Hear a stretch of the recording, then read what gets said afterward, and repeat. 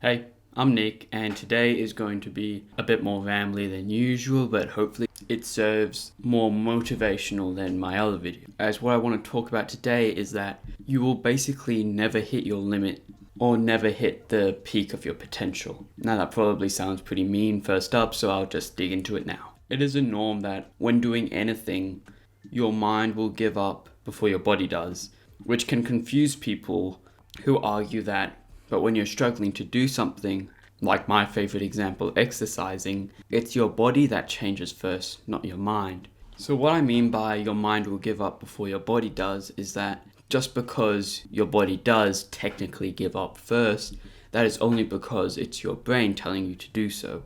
So what has this got to do with you'll never hit your limit? It's realizing that your human body is much more capable than you realize. Now, this isn't really seen in normal settings like just going about life, but it's best seen in times where your life depends on you pushing through tough times.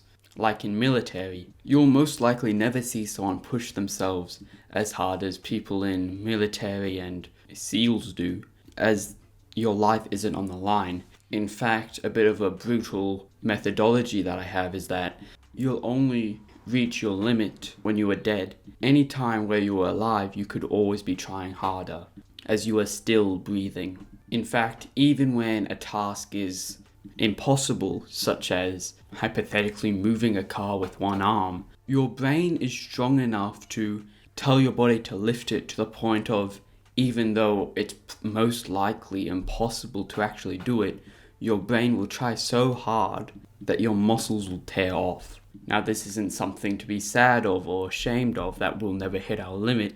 It's just a drive to always be pushing harder. It's the fact that technically the human body is able to most likely trek an ultra marathon if their will is strong enough. Now, for people who haven't pushed themselves to the extremes in life-threatening situations, we must recognize that if we're feeling tired or exhausted, this isn't truly what exhaustion is like. Most likely we're just out of breath for the moment, as true exhaustion is unconsciousness, as it isn't just having a tight chest or pain in your side or a stitch from running, it's actually being in a heap on the ground. That's exhaustion. Now, like I said, most of us will never get to that point because our brain is not as strong as our body. But once we realize that we have been holding ourselves back, either deliberately or subconsciously. So if you're still breathing, you could always be trying harder. So yeah, I'm sorry if that turned out to be a bit more cruel than normal, but I hope it made sense. I'll throw up some more videos of the channel if you want to watch them. But until then, I'll see you later.